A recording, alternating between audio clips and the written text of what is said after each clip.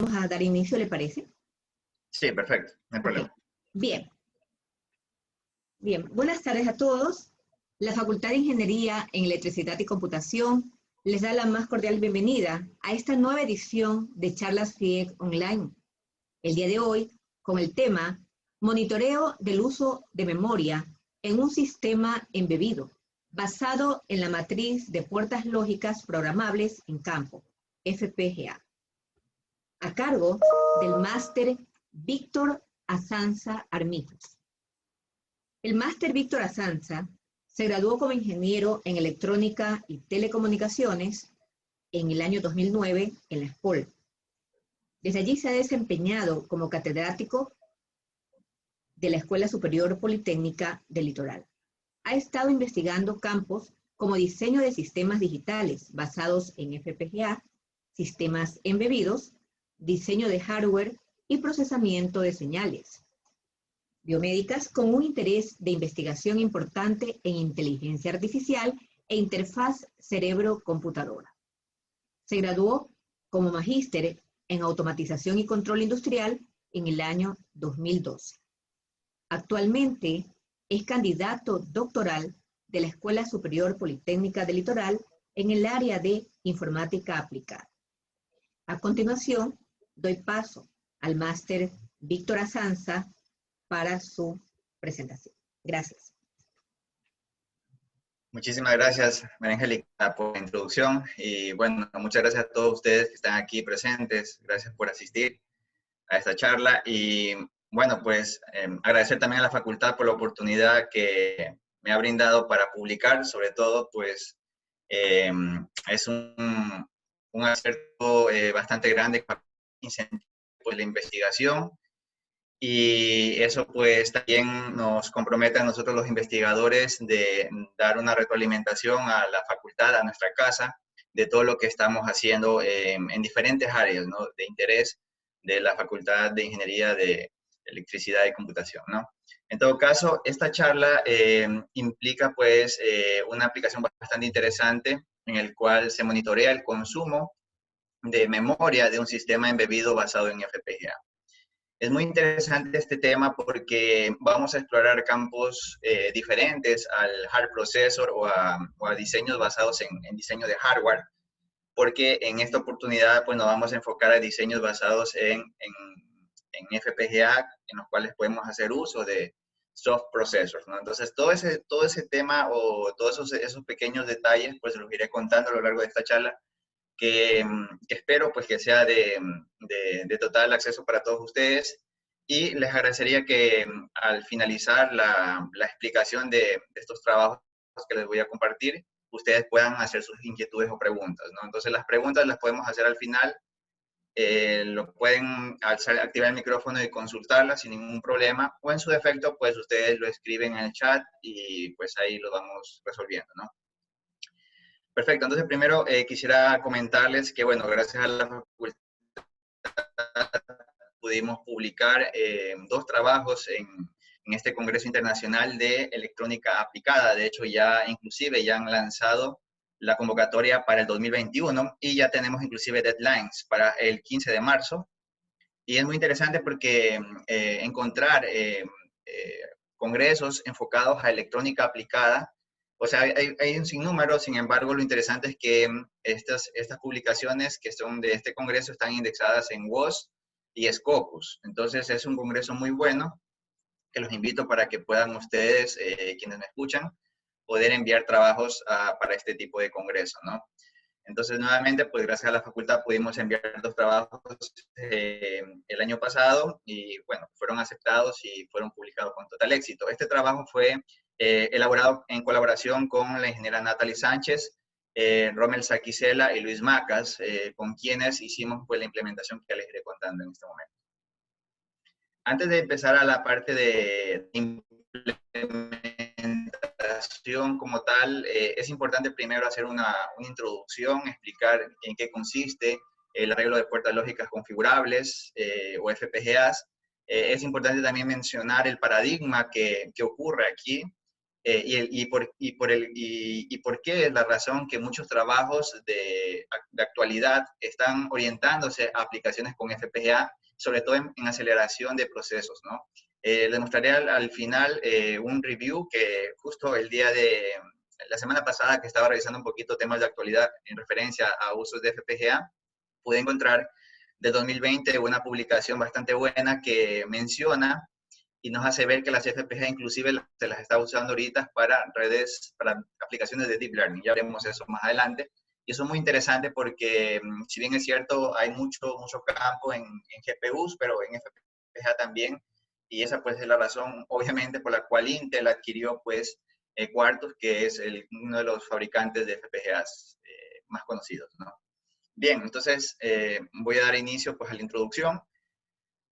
Primero mencionarles que las FPGAs presentan características muy importantes, son arreglos de puertas lógicas configurables, que en su interior, en este chip que ustedes pueden ver aquí, existen múltiples matrices de interconexión y elementos lógicos configurables que cuando tú empiezas a desarrollar tu implementación o tu proyecto, pues se configuran o se conectan temporalmente, y eso hace que en el interior puedas implementar circuitos combinatoriales.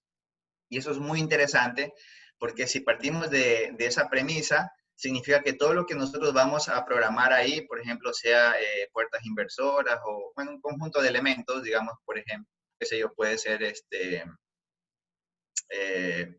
expresiones booleanas transformadas en circuitos digitales, ¿no? Por ejemplo, algo así. Entonces, cuando tú implementas tu código, ¿verdad? Haces que internamente en la FPGA, a diferencia de otras arquitecturas que ya haré una comparativa, haces que dentro de la FPGA se configuren temporalmente esas matrices de interconexión y te den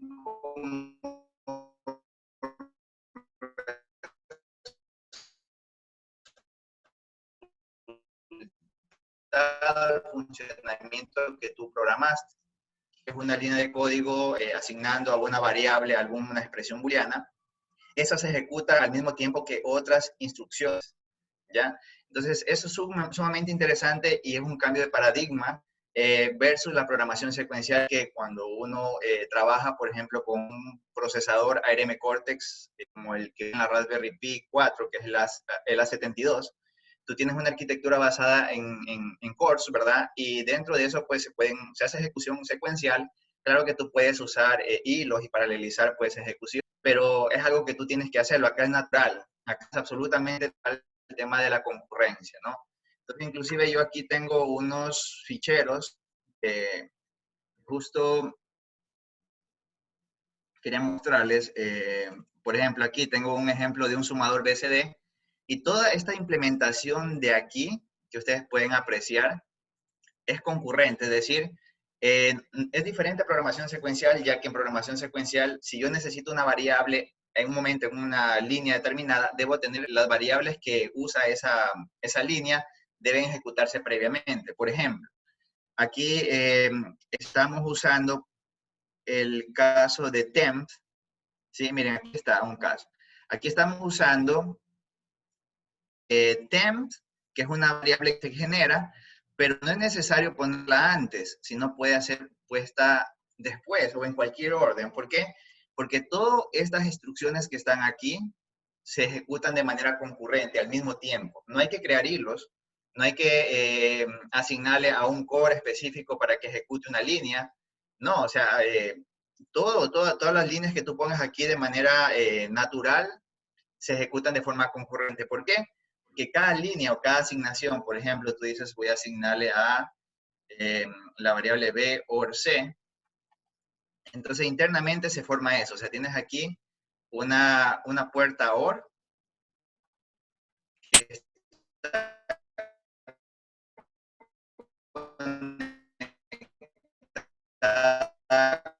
con B y C. ¿Sí ves? Siempre, bueno, no sé, si más abajo otra línea implemente la operación XOR, ¿sí? En este caso, por ejemplo, B con C. Entonces, ¿qué significa eso? Que cada línea que tú implementas se configura y se forma un hardware, ¿ya? Y es un concepto muy interesante eso porque, bueno, en lo personal he trabajado a un buen tiempo en tema de diseño de hardware y eso nos da algo muy interesante. Es decir, dentro del chip de la FPGA tendríamos la capacidad de crear hardware, de agregar hardware, ¿no? O sea, aquí estamos viéndolo como un ejemplo de puertas lógicas. Sin embargo, si vamos un poquito más allá y pensamos en chips o en módulos de mediana escala de integración, podríamos hacer bloques que generen salidas PWM, podríamos hacer bloques que extraigan ciertas características de cierta información o de ciertas señales, y todo eso lo vas a agregar aquí adentro en el chip. No necesitas tú coger y soldar acá afuera, pues, qué sé yo, un bloque PWM, no, porque aquí lo agregas por hardware, ¿ya? Es cierto, y obviamente ustedes puedan pensar de que en una arquitectura basada en procesador secuencial como ARM, tú podrías hacer un fichero, podrías hacer un script que genere una señal PWM, ¿verdad? De modulación de H,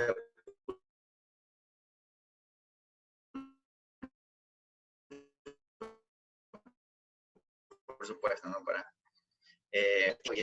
¿no? Entonces, uno, por ejemplo, en una Raspberry Pi podría, mediante código, generar una salida PWM, pero estás consumiendo ciclos de procesamiento de la CPU, en este caso, del procesador de la Raspberry Pi. Acá, tú puedes agregar una programación que genere una señal PWM basada en VHDL, y ese bloque es independiente de cualquier otro bloque que tú agregues.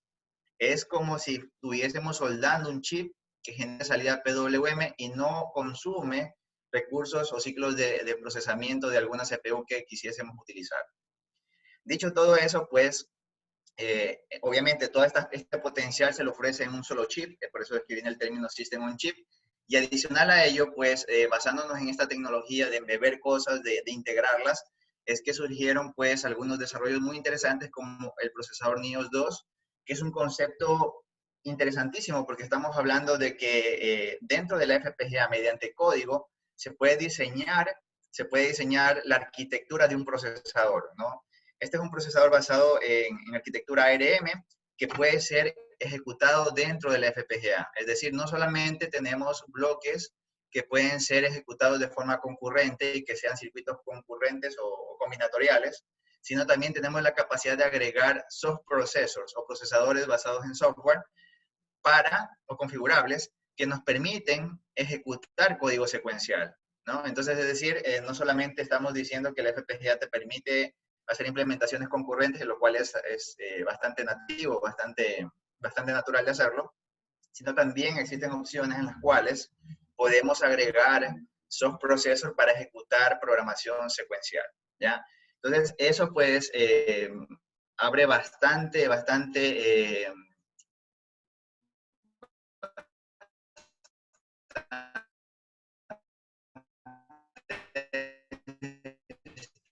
conceptos que se pueden aplicar, entonces, según los elementos lógicos que dispongamos. Entonces, esa es una FPGA en todo caso, ¿no? Igual, para explicar un poquito más el tema de cómo surgieron las FPGAs, pues hay que analizar el tema de las familias lógicas, ¿no? En su momento, pues, recuerdo tanto que en la escuela ya usábamos, por ejemplo,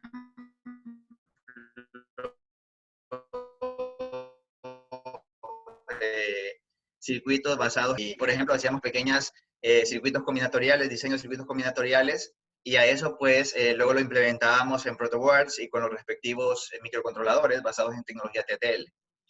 Luego, pues, en su momento también tuve la oportunidad de trabajar con dispositivos lógicos programables, pero acá en la universidad, allá en la SPOL, tuve la oportunidad de entrar al mundo de las FPGAs, las cuales me pareció una locura, o sea, en el sentido de que tú puedas implementar hardware basado en software, ¿no? En programación en VHDL. Y eso es sumamente interesante, ya te digo, porque voy a hacer un contraste inclusive de cómo tendrías tú que agregar en hardware más potencial a un sistema basado en una arquitectura con un procesador fijo o hard processor versus algo con FPGA que tú lo puedes agregar dentro del mismo chip, ¿no? Entonces puedes hacer un system on chip, un sistema embebido de FPGA que es algo sumamente interesante, ya que tú te olvidas de ciertos problemas de interconectividad entre bloques, algo que en la vida real, en una placa, en una printed circuit board, vas a tener problemas, o por supuesto, con las características o las temperaturas ambiente, por ejemplo, con toda la hostilidad en el cual esté siendo usado ese dispositivo, ¿no? Entonces, esta imagen nos aclara bastante bien cómo luce una FPGA por dentro. Tienes dispositivos lógicos configurables, ¿no? Y tenemos los bloques de entrada y salida. Estos bloques de entrada y salida son los que estarán conectados a los periféricos de propósito general o a los GPIO, ¿no? Y adicional a ello, pues estos bloques configurables internamente tienen elementos básicos para poder generar circuitos combinatoriales. Pero lo interesante es que, dada estas matrices de interconexión, que son pequeños cablecitos que están ahí adentro, que cuando tú programas se funden o se configuran temporalmente, ¿ok? Y te permiten no solamente usar un bloque configurable, sino combinarlos, ¿no? Y los puedes combinar para ya hacer circuitos más complejos. Y eso es sumamente importante porque eso es lo que nos permite, dentro de una FPGA, imagínate, embeber un procesador, ¿no? Un IOS 2, que es un procesador basado en arquitectura ARM. No solamente uno, podemos agregar inclusive N, dependiendo o según tengamos elementos lógicos configurables, que es esta cantidad de bloques de aquí. Entonces, ahí entramos un poquito al tema de la granularidad.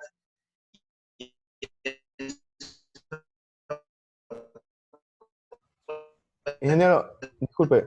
Va a depender de la FPGA que compremos, ¿sí? ¿No estoy compartiendo? Okay. No, creo que lo escucho distorsionado. No sé si sea solo yo. Me confirma una vez más. Disculpe que lo interrumpa, ingeniero. Yo también lo escucho así. Tal vez si quita la cámara para mejorar. Sí. Perfecto. Gracias. ¿Ahí? ¿Me escuchan mejor? Sí. Sí, se lo escucha, ingeniero. Sí, ingeniero.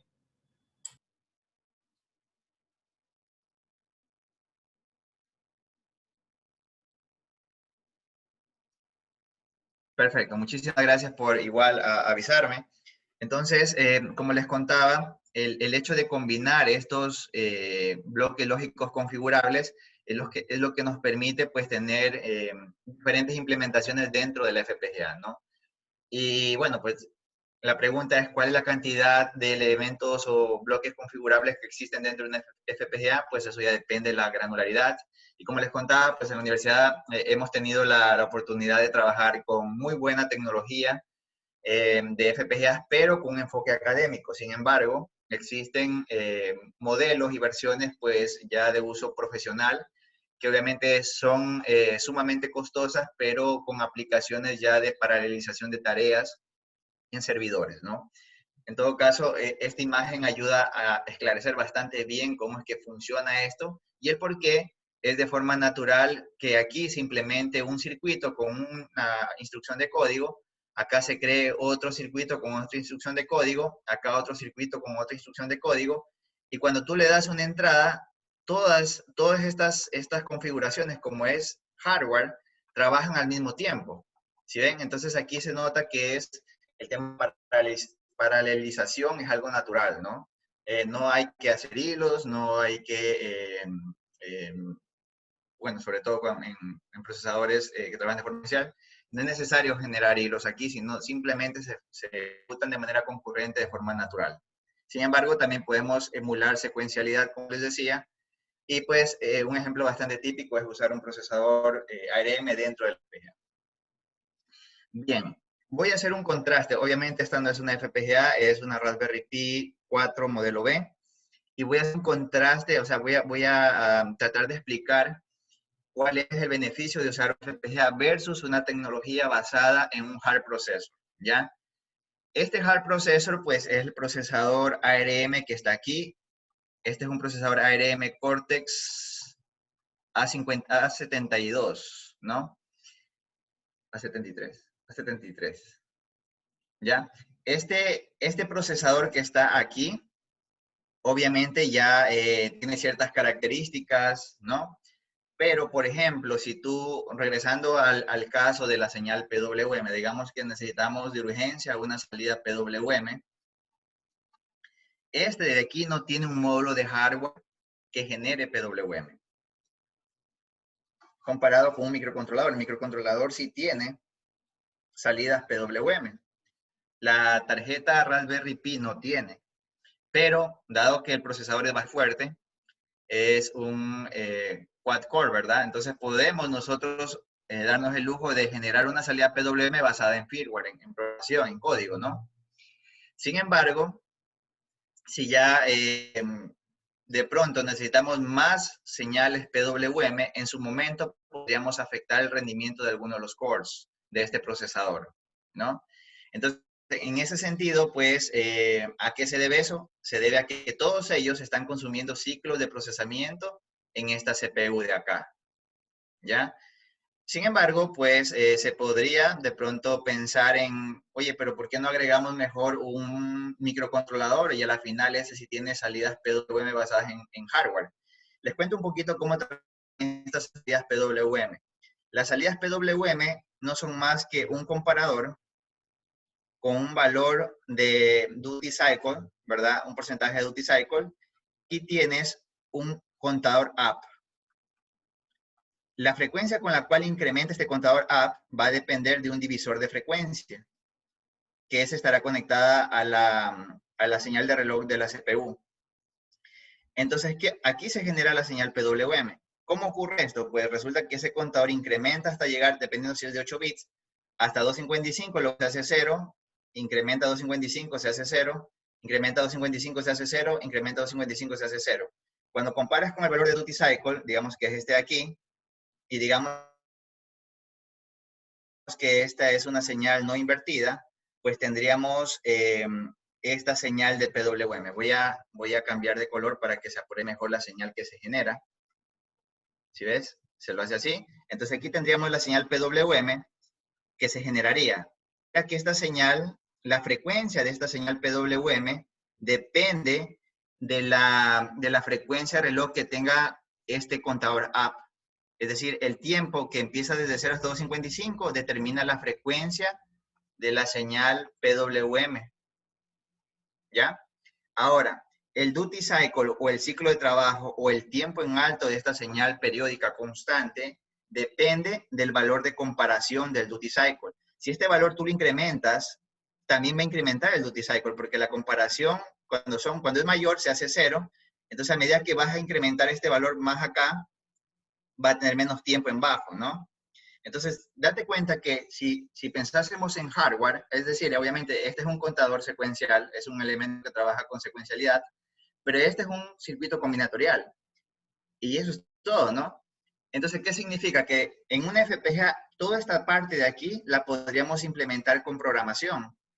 Y dentro de una FPGA podríamos agregar bloques PWM que simplemente reciban un valor de duty cycle y estén generando señales PWM sin consumir ciclos de la CPU, de procesamiento de la CPU, lo cual acá no ocurre. Por ejemplo, acá si quisiésemos hacer lo mismo sin sobrecargar nada de ciclos de procesamiento a la CPU, ¿qué tendríamos que hacer? Coger esta plaquita de aquí, esta placa, y hacerla que agregarle más cosas, accesorios, ¿sí ves? Haríamos el diseño de una nueva Printed Circuit Board, por ejemplo, y le agregaríamos, qué sé yo, algunos elementos adicionales, le agregaríamos un microcontrolador por acá, ¿sí? Un microcontrolador puede ser por aquí, no se ve bien. ¿Sí me explico? O sea, nos tocaría diseñar una PCB que reciba la Raspberry Pi y aquí le agregaríamos un microcontrolador. Y este microcontrolador recibe instrucciones de duty cycle de la Raspberry Pi para generar salidas PWM que no consumirán ciclos de procesamiento de la CPU. ¿Qué les parece? Entonces, obviamente, tendrías algo parecido a esto, harías tu PCB, pondrías tu Raspberry Pi, agregarías aquí tu microcontrolador y ahí lo tienes, ¿sí ves? ¿Qué ocurre en una FPGA? Una FPGA, eso es en una tecnología basada en un hard processor. Si yo quiero agregar alguna funcionalidad que no implique usar ciclos de procesamiento de la CPU, ¿qué me toca hacer? Agregar en hardware, ¿sí? Un elemento externo, ¿sí? Así es como surgen diferentes versiones de la Raspberry Pi. Habrá en un momento dado la Raspberry Pi modelo 5 y habrá más cosas aquí agregadas, pero en la placa. Obviamente también el procesador cambiará, ¿sí ven? En una FPGA, ¿cuál es el beneficio? Pues resulta que en ese mismo chip de aquí, tú puedes agregar lo que vimos hace un rato, un comparador, un contador up, un valor inicial, un divisor de frecuencia, ¿sí? De hecho, esto en Digitales 2 ya hacen uso, ¿no? Entonces, de hecho, con esto ya tú puedes generar señales PWM y puedes agregar N señales PWM. Y adicional a ello, puedo agregar aquí un procesador NIOS 2. Y estos hardware, como se ejecutan de manera independiente o concurrente, no van a consumir ciclos de procesamiento de la CPU que esté agregando acá. ¿Ok? Entonces, esa es la diferencia entre algo basado en hardware proceso y algo basado en diseño configurable dentro de una FPGA, ¿no? De hecho, el procesador NIOS 2 está basado en una arquitectura ARM y tiene pues las características similares a cualquier procesador, ¿no? O sea, si necesitamos un procesador trabajar de manera secuencial, lo podemos hacer también. Existe este core NIOS 2, que es un solo procesador que se implementa dentro de la FPGA.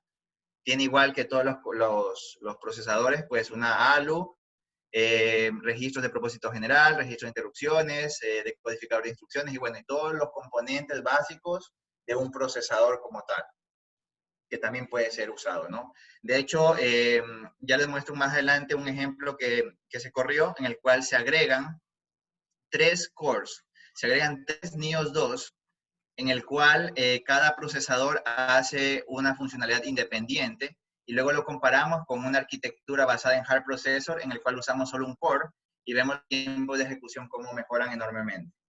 ¿Ya? Entonces, actualmente pues las FPGAs entienden pues el beneficio de tener algo basado en hard processor y algo basado en soft processor. Y es la razón por la cual Intel ofrece ahorita actualmente arquitecturas mixtas, en la cual te brindan un hard processor basado en ARM y la parte del soft processor que tú puedes usar para agregar elementos basados en VHDL o también en soft processor como NIOS 2, ¿verdad? O VHDL. Para realizar tareas, tener alguna otra funcionalidad que tú requieras. Es decir, esta parte aquí nos permite agregar elementos que necesitemos para interconectar con el hardware, ¿no? Entonces, lo que les mostré hace un rato con el ejemplo de la Raspberry Pi, aquí dentro de una FPGA que ya tenga un hard processor ARM, podemos agregarle los bloques PWM que nos hacían falta, sin necesidad de desarmar la tarjeta o agregarle una PCB, un diseño de placa, ¿no? Entonces, eso pues nos da algo muy interesante que es la flexibilidad, ¿no? En la parte soft, que es esta parte de aquí, podemos agregar procesadores. Es bastante flexible, sin embargo, pues cuando ya se trata de performance, hay que tener cierto cuidado porque hay ciertas latencias de interconexión entre la parte de hard processor y soft processor, que es lo que se hizo en la publicación que les voy a mostrar, ¿no? Por otro lado, la parte de hard processor tiene un mejor performance, pero obviamente no tienes esa flexibilidad de agregar hardware. Ahí ya tienes la arquitectura implementada y lo que haces es programar y usar lo que ya te dieron, ¿no? Entonces, esta tarjeta, por ejemplo, es la esta es una de las tarjetas. De hecho, en el laboratorio tenemos algunas más, modelos inclusive más avanzadas que esta de aquí, pero la pongo como ejemplo porque quizás la mayoría que está aquí presente está familiarizado con ellas. Son los tarjetas de desarrollo de 10 nano de la empresa Terasic, ¿no? Esta empresa, pues, es la que hizo la PCB, ¿no? La PCB y es la que le agregó todos los accesorios, los elementos, las botoneras. Ellos hicieron la PCB en todo caso, ¿no? Y ellos usan el chip FPGA de Intel, ¿no? Entonces, tenemos esta implementación en la cual, si bien es cierto, ya están aquí agregados elementos, ¿no? Elementos de hardware, pero lo interesante es que si tú quieres agregar algo más, no tienes que hacer otra PCB, obviamente algo que no requiera, pues, niveles de voltaje diferentes o que no requiera, pues, por ejemplo, un convertidor analógico digital, cosas así, pues, o capacitores, obviamente, eso no, pues, no, o electrónica analógica, eso no, pero si lo que tú quieres agregar implica, pues, algún procesamiento digital o módulos digitales, lo puedes hacer dentro de la capa de FPGA. De hecho, aquí está la radiografía de la FPGA y como vemos, tenemos una parte soft basada en FPGA, y una parte hard que es con procesador ARM, ¿no? Entonces aquí podemos, por ejemplo, regresando a la propuesta inicial, agregar los bloques PWM que no van a consumir procesamiento en este core ARM, ¿no? Y lo interesante de hacer este tipo de implementaciones es que estos bloques que están aquí, dado que están dentro del mismo chip, o sea, es un system on chip, ¿no? Dentro que están dentro del mismo chip, no tienen problemas de niveles de voltaje, ruido externo, errores de soldadura, ¿no? O sea, aquí ya no tienes ninguno de esos problemas. Entonces, es un valor agregado que tenemos al momento de trabajar dentro del mismo chip y poder darle diferentes configuraciones o agregar hardware dentro del mismo chip. Dicho eso, pues eso significa, bueno, ya les mencioné que dentro de la parte de soft processor podemos agregar no solamente bloques basados en mediana escala de integración, sino también podemos agregar hasta procesadores, ¿no? Y un procesador es el NIOS 2. ¿Ok? El NIOS 2, que es un soft processor basado en una arquitectura ARM, y ese procesador, pues, si se trata ya de agregar procesadores basados en programación, significa que nosotros no solamente podemos agregar uno, sino agregar N procesadores según elementos lógicos configurables tengamos. A medida que tú agregas cualquier cosa aquí, por ejemplo, agrego un bloque WM, consume elementos lógicos configurables. Si agrego un procesador, consume elementos lógicos configurables. ¿Ok? Entonces, si te da la capacidad, puedes agregar hasta N procesadores NIOS 2 e implementar sistemas multiprocesor o basados en múltiples procesadores para acelerar procesamiento o aceleradores de información o de procesamiento de señales. Entonces, aquí tengo un ejemplo. Este lo ejecuté en una Raspberry Pi modelo 4 que yo poseo. Y lo que hacía aquí era llamar de forma concurrente a una función que determina el factorial, ¿no? Y el número de interacciones que hice iban desde 0 hasta 500 interacciones, o sea, sacaba el factorial de 500, ¿ya? Acá sacábamos el factorial, bueno, se sacaba el factorial de 499 y así. Y lo que se hacía es monitorear el tiempo en segundos de cuánto se demoró en calcular esos factoriales. Y esta gráfica es muy interesante. Obviamente aquí nos indica que tiene un comportamiento exponencial, ¿verdad? O sea, obviamente a medida que incremento la cantidad del valor factorial que quiero que calcule, pues irá pues incrementando de manera exponencial, ¿no? Y eso es interesante porque esta implementación fue ejecutada en uno de los cores del procesador ARM Cortex A73 de la Raspberry Pi 4B. ¿Ok? Entonces, el tiempo máximo que se demoró bueno, el mayor de los tiempos al hacer las 500, hasta hacer el cálculo del valor 500 factorial, fue máximo de 515 milisegundos.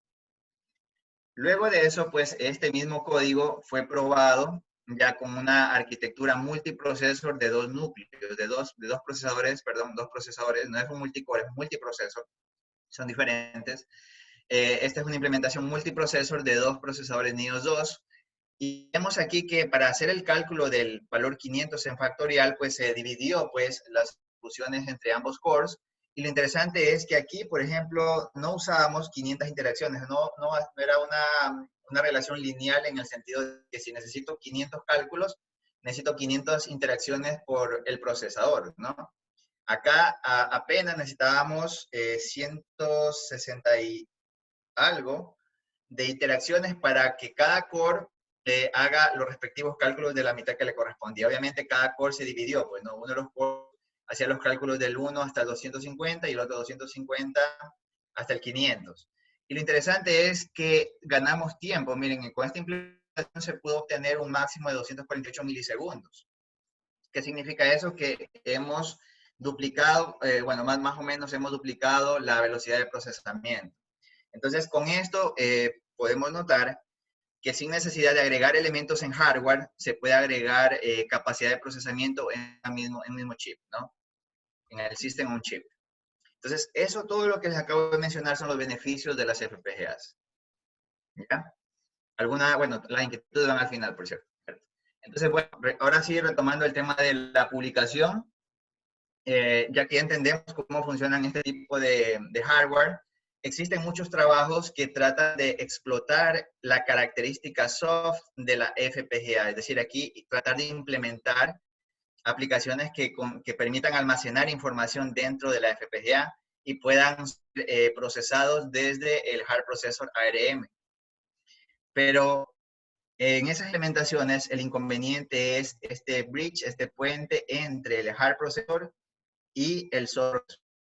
Entonces, como parte del desarrollo de este trabajo, pues se hizo un esfuerzo bastante interesante, estudio para poder hacer ese puente, ¿no? Y se logró realizar con éxito la interconectividad, ¿no? Existen muchos trabajos, muchos autores que sirvieron como base para este tipo de desarrollo. Renowell et al., por ejemplo, ellos testearon igualmente rendimiento en RAM, haciendo un pequeño sistema embebido en la parte de FPGA. Otros autores inclusive utilizaron sistemas operativos en tiempo real, pero ellos basados ya en hard processor, que también dentro del FPGA pues trataban de tener el elemento de almacenamiento de datos, ¿no?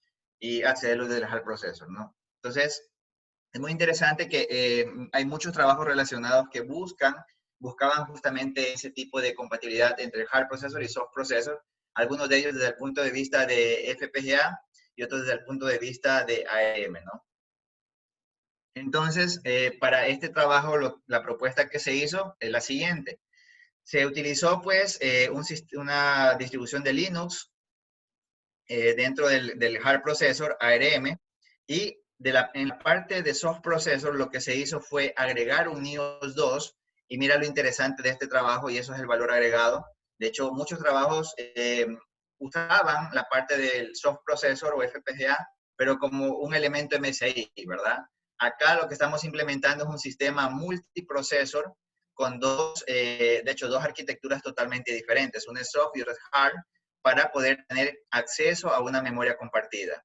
Adicional a ello, como estamos trabajando con una memoria compartida, y de hecho ese es uno de los grandes desafíos de las implementaciones multiprocesor que tienen un cuello de botella para acceder a la memoria compartida, acá igualmente usábamos conceptos de semáforos para poder acceder a este recurso compartido y no tener conflictos de acceso.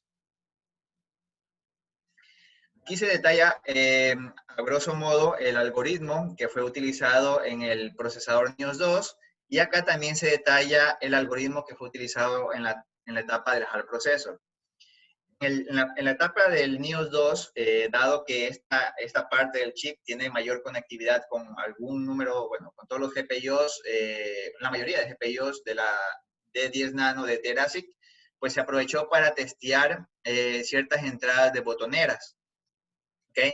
Entonces, con esto lo que hacíamos era asignar ciertas tareas para acceso a la memoria, ¿no? Entonces, por ejemplo, hacíamos ciertos desplazamientos, escribíamos en memoria, leíamos también datos de memoria, ¿no?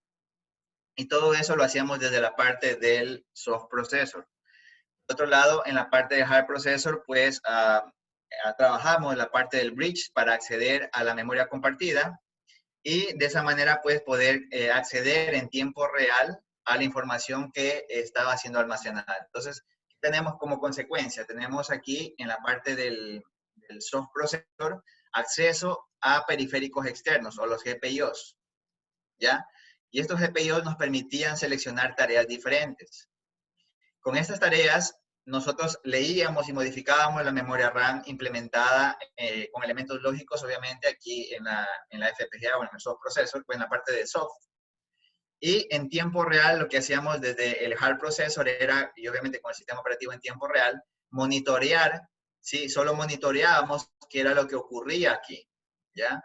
Entonces, monitoreábamos para hacer un levantamiento de datos y observar qué es lo que se hacía en la parte de soft processor, ¿no? Entonces, ese es un concepto bastante interesante porque estamos usando dos arquitecturas que acceden a un recurso compartido. Entonces, en todo caso, hemos implementado una arquitectura multiprocessor usando ambas potenciales del chip, en este caso de Intel, que es la Ciclón 5, ¿no?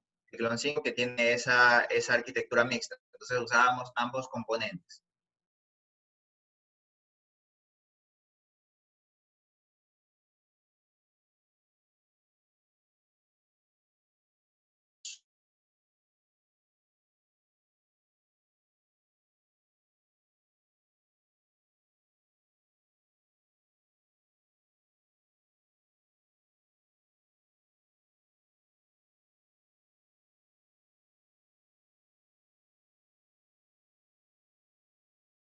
Pues existen más tipos de acceso a memoria, pero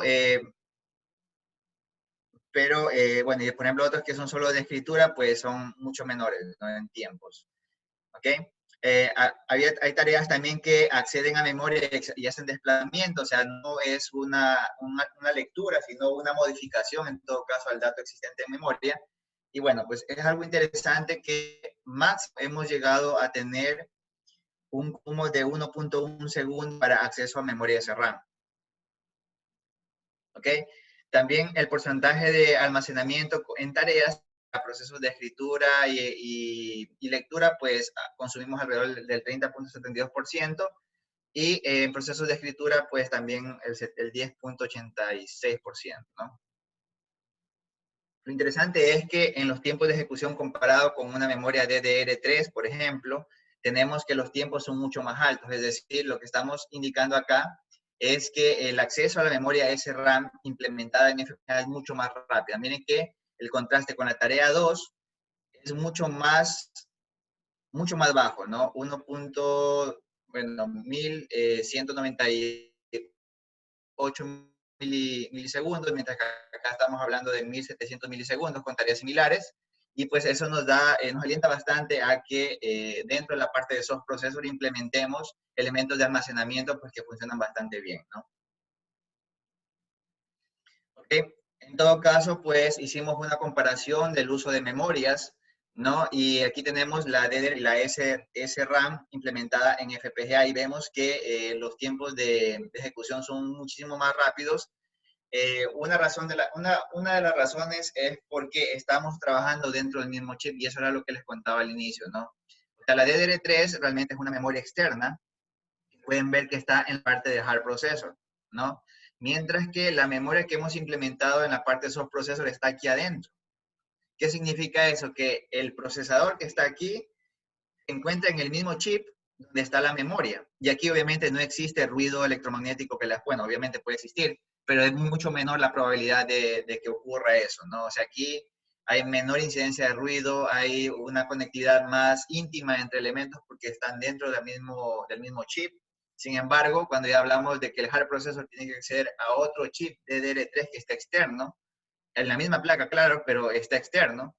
Por ejemplo, las DDR3 están acá, significa que tengo que ir por circuitos electrónicos externos a acceder acá. Por más que la implementación en PCB sea la mejor, por más que la impedancia de la placa, de la baquelita o el elemento que se usó es el mejor para evitar problemas electromagnéticos de las líneas de información, no se compara con tener ambas cosas dentro del mismo chip, ¿no? Aquí, en consecuencia, pues vemos los tiempos de ejecución que son mucho más rápidos y me atrevo a decirles que también la inmunidad al ruido electromagnético es mucho mejor, aunque eso fuese un tema de investigación bastante interesante también de tener en cuenta, ¿no? Como trabajo futuro. Perfecto, entonces, eso es básicamente, en eso consiste este proyecto, es una implementación bastante interesante. Sin embargo, no quisiera terminar la presentación, esta oportunidad, para mencionar que otros trabajos hemos estado realizando con la arquitectura basada en FPGA, ¿no? No solamente lo veamos como algo que te permite hacer operaciones digitales o operaciones booleanas, sino también veámoslo como un gran potencial para hacer otro tipo de tecnologías. De hecho, actualmente aquí en la reunión se encuentra Galo, que es uno de los investigadores que trabajan con mi persona, y en este momento estamos realizando implementaciones de redes neuronales dentro de FPGAs para optimizar tiempos de ejecución. Como les he mencionado, pues si con una memoria RAM hemos logrado tener mejores tiempos de ejecución, de almacenamiento inclusive, Eso significa que también podemos hacer comparaciones de implementaciones de redes neuronales o algoritmos de machine learning, pero implementados en hardware, que, bueno, obviamente hay que analizarlo con algún estudio, podrían dar mejores resultados, ¿no? Entonces, este es un ejemplo de procesamiento de señales para determinar el comportamiento de personas. Lo interesante es que esta publicación, bueno, fue recientemente publicada en el 2020 y usábamos, por ejemplo, características de temperatura, características del entorno del individuo para determinar cuántos pasos daba la persona en el día.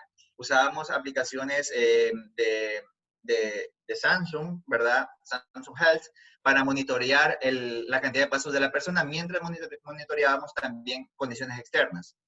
Con esa cantidad de datos, de hecho hicimos una adquisición, me parece, de un par de meses, logramos entrenar una red neuronal, luego puede, obviamente con el 70% de los datos, entrenar una red neuronal para que pueda predecir con el resto de los 30%, es un sistema post-adquisición. Luego verificábamos cuál era el rendimiento con el 70% restante de los datos, cuál era el porcentaje de acierto de predicción de los números de pasos de la persona que iba a dar en el día, ¿no? Dependiendo de las condiciones externas. Y fue un trabajo bastante interesante porque fue basado en FPGA, y en la FPGA se implementó pues la red neuronal que en tiempos de ejecución,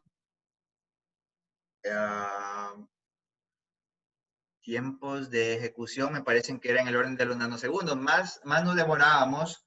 La información puntual no la tengo aquí a la mano, pero aquí en el artículo está toda esa información. ¿Hola? ¿Me escuchan? ¿Hola? Sí, gracias. Sí, sí, ingeniero, sí se escucha. Entonces, los tiempos, de hecho, los tiempos que más registramos, o sea, más latencias detectábamos era en acceso a memoria micro SD, una tarjeta externa de memoria, y ahí había más tiempos, más delays, pero en cuanto a ejecución nos demorábamos casi nada, ¿no? Y eso pues es una de las ventajas de implementar este tipo de algoritmos en la parte del hard processor. Y bueno, pues ahí pues se derivan algunos tipos de trabajos futuros que ya les iré contando, ¿ok? Otro tipo de trabajos que hemos implementado en FPGAs no solamente se limita a temas conductuales, sino también a procesamiento de señales bioeléctricas, entre ellas señales de encefalografía, para determinar o clasificar básicamente la intención de la persona al momento de pensar o ejecutar una tarea.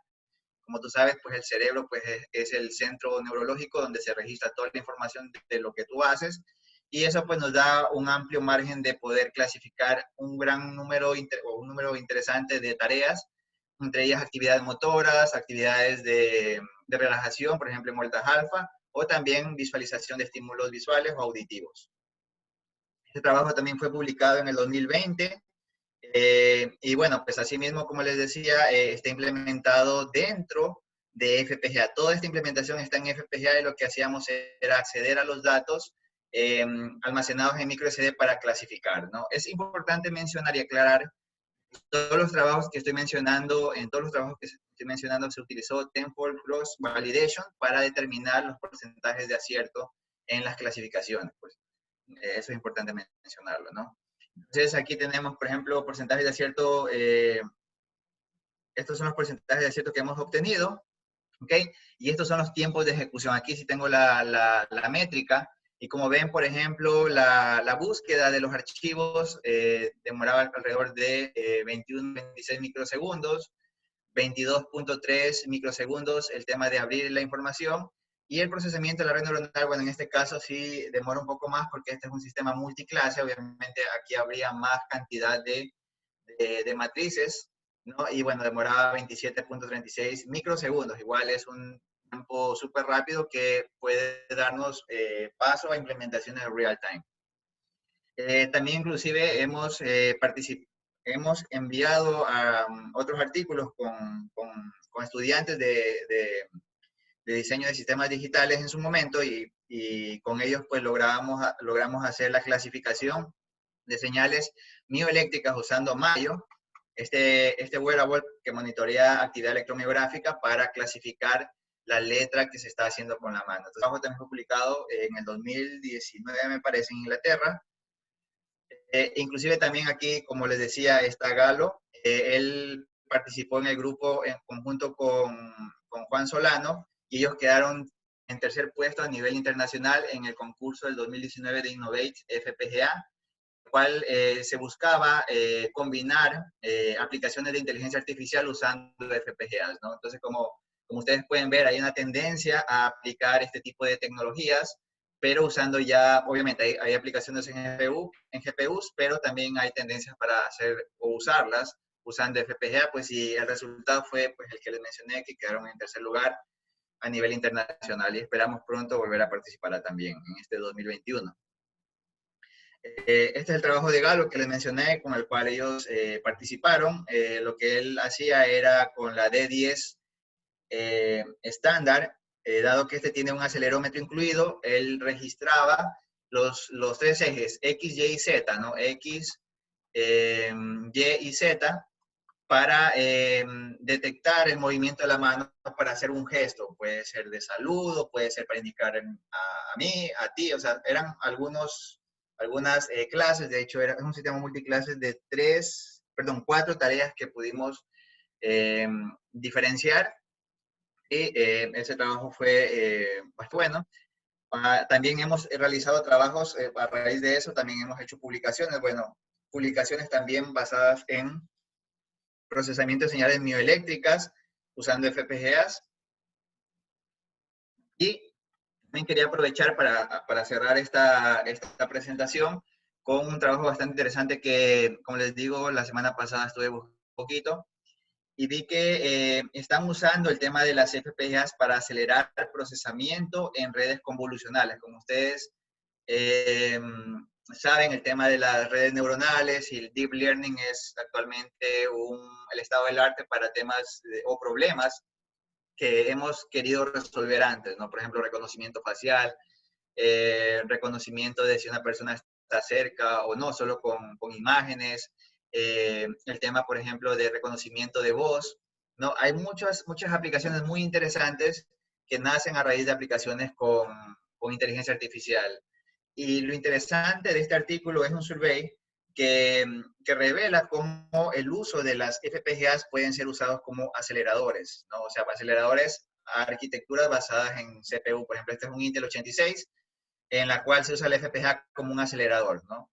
Y es interesante porque las FPGA, como se ejecutan de forma concurrente, aquí se aprovecha el paralelismo tipo implementaciones con GPU para mejorar o hacer implementaciones real-time de clasificación o de detección de imágenes, por ejemplo. Entonces es interesante, este es el overflow del flujo de la información, y vemos que aquí está el tema de la FPGA, que trabaja como un acelerador en conjunto con las memorias, ¿no? Y esto justamente fue lo que me llamó la atención, ya que me di cuenta que hay otros trabajos como el que nosotros hicimos en aquel entonces, hicimos, bueno, en el 2020 también, pero este fue más después publicado. Y este de aquí, por ejemplo, también hacen uso de las FPGA en combinación con memorias. ¿Por qué? Porque saben que ese tipo de aplicaciones son súper rápidas ya que están dentro del mismo chip, ¿no? Entonces, eso es lo que quería compartirles. Cualquier información, aquí están los datos. Y si tienen alguna inquietud, pues los escucho. Muchas gracias.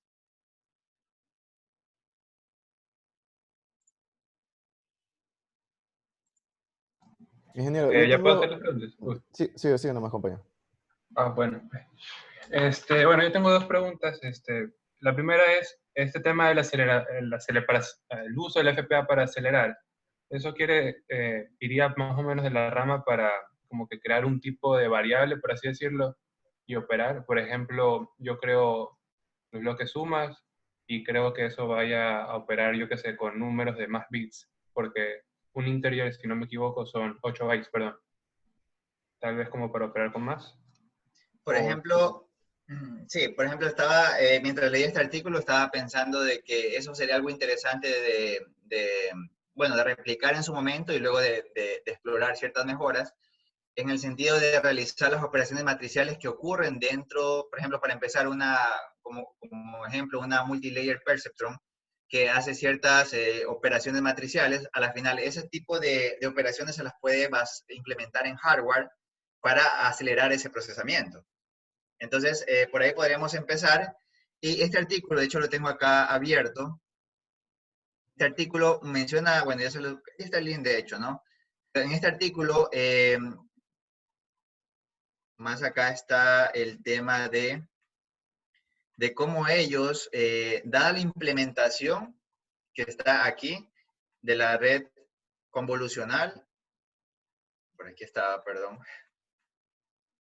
ah, caray. A ver, aquí estaba. Ellos lo que hacen es mejorar el tema de las operaciones matriciales justamente, ¿no? Por aquí andaba la implementación. Miren, aquí, por ejemplo. Entonces, ellos ciertas implementaciones las hacen en la FPGA. Pueden hacer el tema de la ReLU, el softmax, ¿no? O también el tema de las operaciones matriciales, que sería algo muy interesante porque, como mencioné hace un rato, podemos paralelizar, ¿no? Inclusive paralelizar ejecuciones y acelerar el procesamiento. Entonces, es muy interesante analizar este tipo de implementación y como tú mencionas, se podría aprovechar para realizar ciertos temas de cómputo, de cálculo, que dentro de la FPGA pues sería de forma concurrente. ¿Ok? Y la última era, que tengo yo es, ¿en la FPGA uno define exactamente con qué bloques se trabajan o eso ya se hace de forma arbitraria? Por ejemplo, cuando uno programa en cuartos.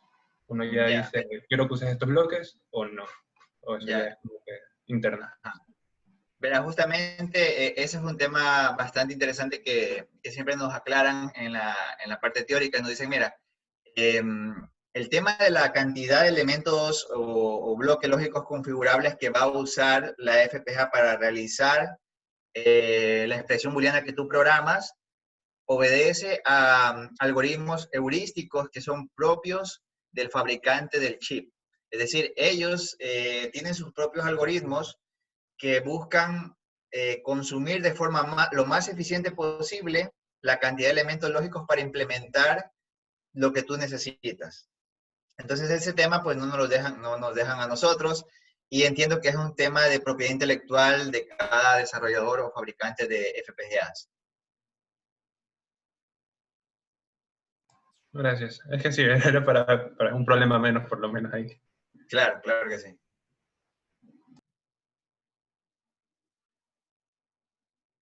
¿Alguna otra inquietud?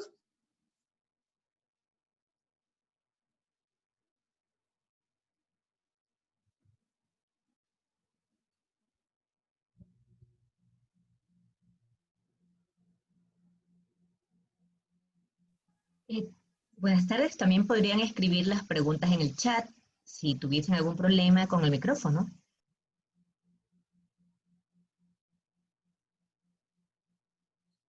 Perfecto. Entonces, este tema, como les digo, es sumamente interesante porque además de hacer la implementación, obviamente, en software, podemos tratar de empezar a pasar a la parte de FPGA y eso sería interesante como temas de aceleración de procesamiento, ¿no?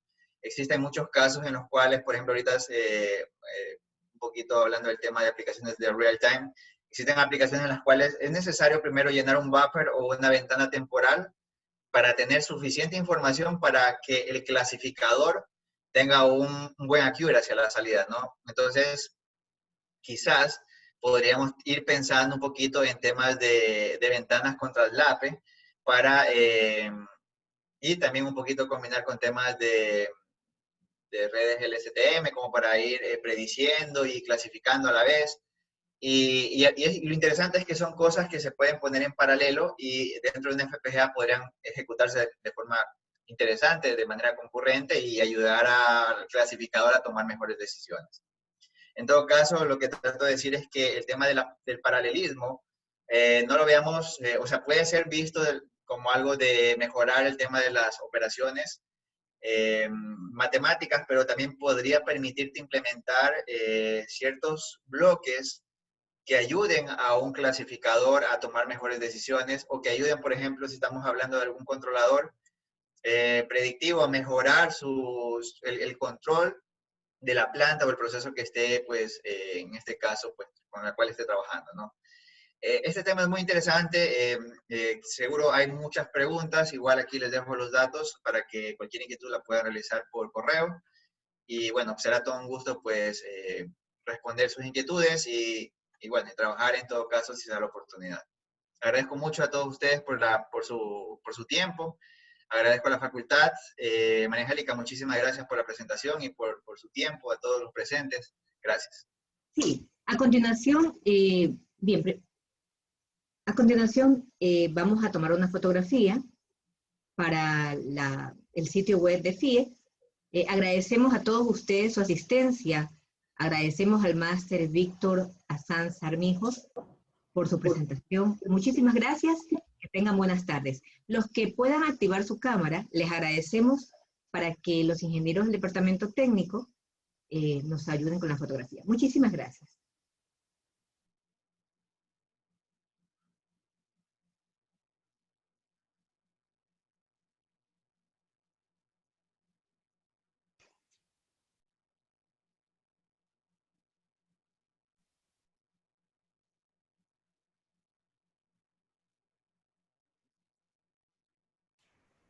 Listo. A la cuenta de 3 voy a realizar una captura.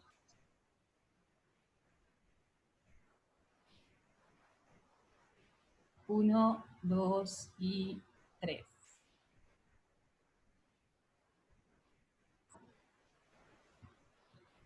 Muchas gracias. Listo. Muchas gracias a la ingeniera Filián. Ok, muchas gracias a todos. Que tengan buenas tardes. Y a todos los asistentes, una feliz Navidad. Buenas tardes, buen día. Gracias. Muchísimas Muchas gracias. gracias. Gracias, ingeniero. Muchas Gracias. gracias. Feliz Navidad a todos. Gracias por asistir. Muchas gracias. Gracias. Cuidado. Este, Feliz Navidad.